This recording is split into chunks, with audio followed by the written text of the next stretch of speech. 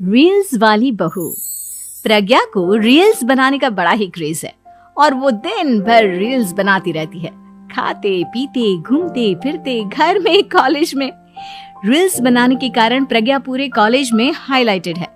जहां उसकी रील्स सभी को पसंद आते हैं, वहीं मनीषा चिंता में डूबी रहती है। एक रोज जब खाते हुए प्रज्ञा रील्स बना रही होती है, तब मनीषा कहती है, एक मिनट भी चैन नहीं है इस लड़की को।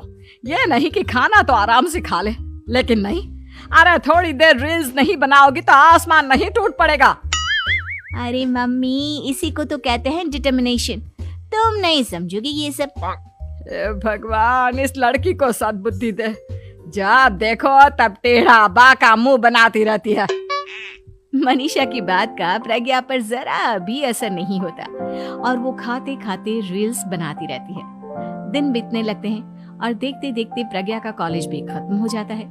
आए दिन कोई ना कोई मनीषा को प्रज्ञा की शादी करवाने का सुझाव दे जाता है।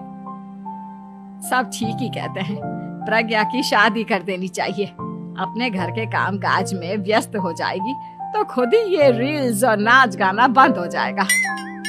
मनीषा और प्रेम प्रज्ञा के लिए एक अच्छा लड़का ढूंढने लगते हैं और तभी विकी का रिश्ता प्रज्ञा के लिए आता है, जिसने प्रज्ञा को उसकी रील्स देखकर पसंद कर लिया था।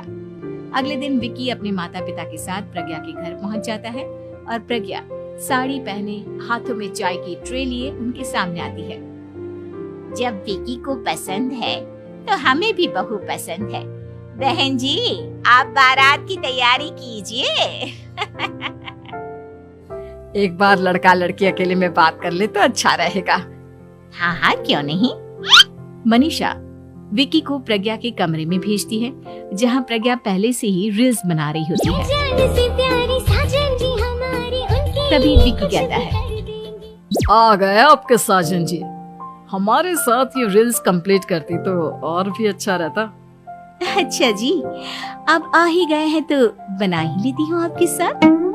दोनों मिलकर रील्स बनाते हैं। जब वी मीट और तुरंत पोस्ट भी कर देते हैं। फिर विकी कहता है, जब आप साड़ी में चाय लेकर आए तब मुझे लगा कि कहीं मैं गलत घर में तो नहीं आ गया। अब सही है।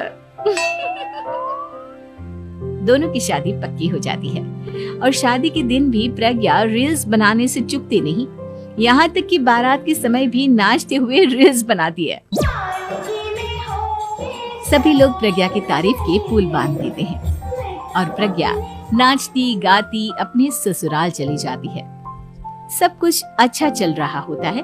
प्रज्ञा यहाँ भी दिन भर हर चीज की रील्स बनाती रहती है। लेकिन कुछ दिनों के बाद जब सुनीता कहती है, बहू, ये रील्स के साथ साथ कुछ काम भी कर लिया करो। वैसे तुझे और क्या क्या बनाना आता है?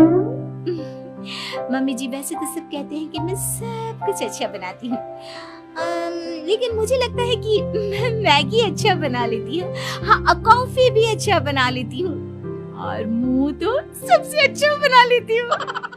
हैं? अच्छा अच्छा।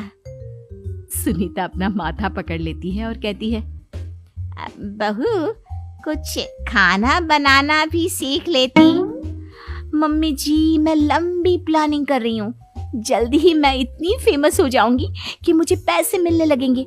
हम दोनों सास बहू राज करेंगे, राज।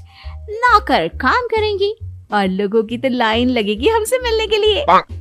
तेरा दिमाग खराब हो गया है क्या बहू? हंसी मजाक तक ठीक है, लेकिन इस तरह घर नहीं चलते। जितना जल्दी हो इस घर के तौर तरीकों को सीख लो। प्रज्ञा मुंह घुमाकर चली जाती है और तुरंत उसी वक्त एक रील बनाती है। ये देख सुनीता का गुस्सा 7वें आसमान पर चला जाता है और विकी के घर आती ही सुनीता उसे सब कुछ बताती है। विकी भी अब प्रज्ञा की इन हरकतों से परेशान हो जाता है। तुम टेंशन मत लो मम्मा, मैं देख लूंगा। विकी कमरे में जाता है तो देखता है कि प्रज्ञा रील्स बना रही है। विकी बड़े ही प्यार से प्रज्ञा से कहता है, प्रज्ञा, इन सब के लिए मैं तुम्हें मना नहीं कर रहा हूँ, लेकिन फिर भी हर वक्त तो ये अच्छा नहीं लगता ना।